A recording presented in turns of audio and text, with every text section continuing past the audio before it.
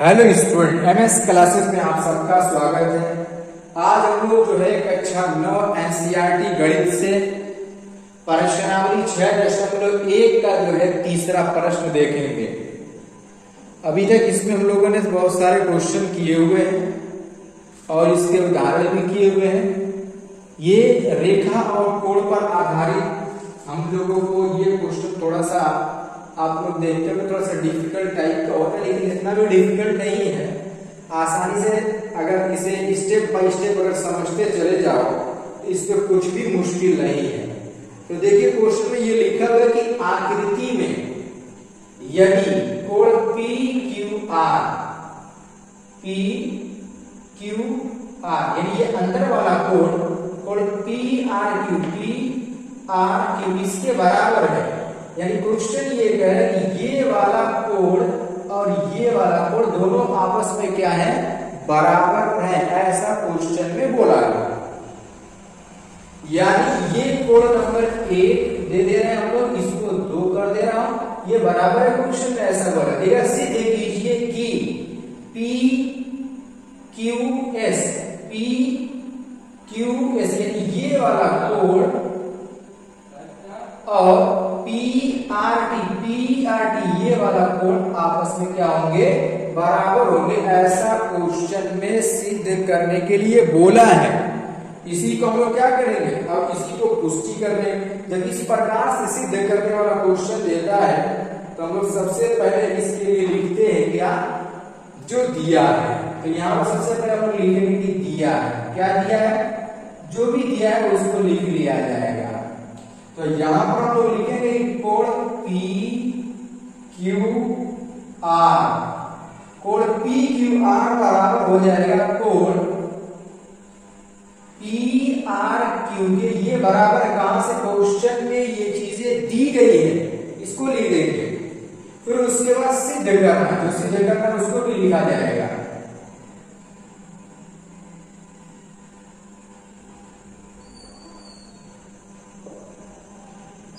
सिद्ध करना, क्या सिद्ध करना है, सिद्ध हम लोग को ये करना, देखो वहां पर लिखा है कि कोण पी क्यू एस बराबर कोण पी आर टी, ये दोनों आपस में क्या हो जाएंगे, बराबर हो जाएंगे, ऐसा क्वेश्चन में बोला है कि इसको सिद्ध कर दीजिए कि ये दोनों आपस में बराबर हो जाएंगे। अब इसके बाद हम लोग इसकी उत्पत्ति करेंगे। अब देखो उत्पत्ति करेंगे हम लोग। अब उत्पत्ति में क्या लिखना है हम लोगों को, क्वेश्चन में सारी चीजें डिटेल में दिया गया है।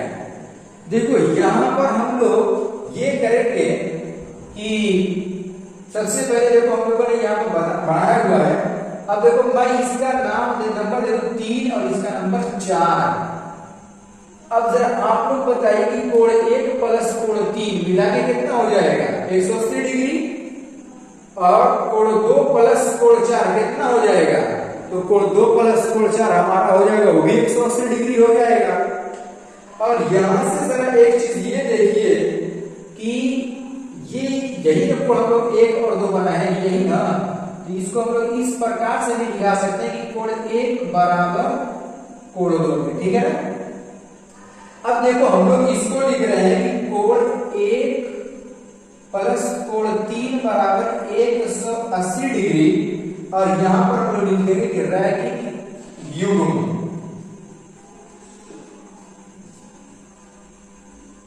क्या लिखेंगे, रैखिक युग्म लिख देंगे। और इसको हम लोग बना देंगे समीकरण नंबर 1 बना लेंगे। फिर उसके बाद कोण 2 प्लस कोण 4 देखो जरा, तो कोण 2 प्लस कोण 4 बराबर ये भी हमारा हो जाएगा 180 डिग्री। कैसे, ये भी हमारा है रैखिक युग्म से।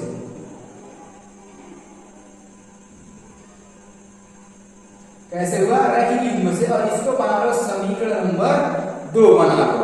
अब देखो यहां पर हम लोगों ने 2 समीकरण बना लिया, एक समीकरण नंबर 1 हो गया, दूसरा समीकरण नंबर 2 हो गया।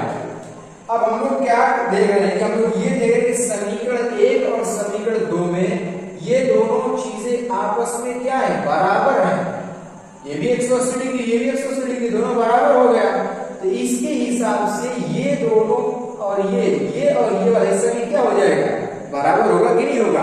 देखो यहाँ पर 180 डिग्री, ये भी 180 दोनों है, यानी हम लोग ये देख रहे हैं कि राइट हैंड साइड यदि अगर इसका बराबर तो लेफ्ट साइड भी क्या हो जाएगा हमारा बराबर हो जाएगा।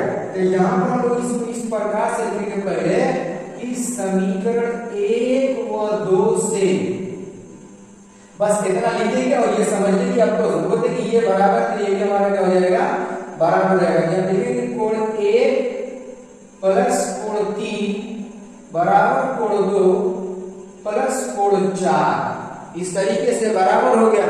हम लोग को ये प्रूफ कर रहे हैं कि कोण 2 कोण 3 और कोण 4 बराबर होंगे, यही ना। अब एक चीज यहाँ पर देखो जो दिया है क्या लिखेंगे, कोण 1 और कोण 2 हमारे क्या है आपस में बराबर है। अब देखो यहाँ पर चाहे यहाँ पर कोण 1 की जगह पर कोण 2 लिख सकते हैं, कोण 2 की जगह पर कोण 1 लिख सकते हैं। यहाँ हम लोग क्या लिखेंगे कि कोण 1 प्लस कोण 3 बराबर, इसको भी मैं कोण 1 बना दूं, प्लस कोण 4। ये कोण 1 कहां से बना है? यहाँ से। कोण 2 की जगह पर कोण 1 रख दिया मैंने यहाँ से।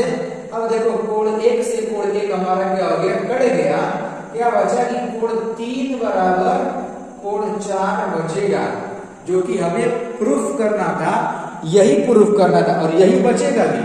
अब इसके नीचे हम लोग यहाँ पर ये लिख सकते हैं, क्या लिखेंगे कि यहाँ पर हम लोग इसमें लिख देंगे, इसकी जगह पर कोण 3 की जगह पर हम लोग क्या लिखेंगे, यही हमारा कोण नंबर 3 है कि PQS, क्वेश्चन में दिया भी है, यहाँ लिख देंगे कि कोण PQS ये बराबर हो जाएगा, किसके बराबर हो जाएगा कि कोण PRT के। ये PRT कहाँ है?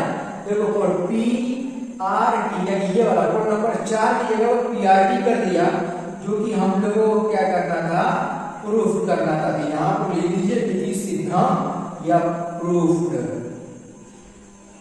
इस तरीके से जो है हम लोग सिद्ध करने वाले क्वेश्चन को हल करते हैं हम लोग। ऐसे अगर आप लोग चाहोगे तो बिल्कुल आसानी के साथ एक एक क्वेश्चन हल कर लेंगे। उम्मीद करता हूं कि ये वाला आप लोग को थोड़ा इजी वे में समझ में आ गया होगा।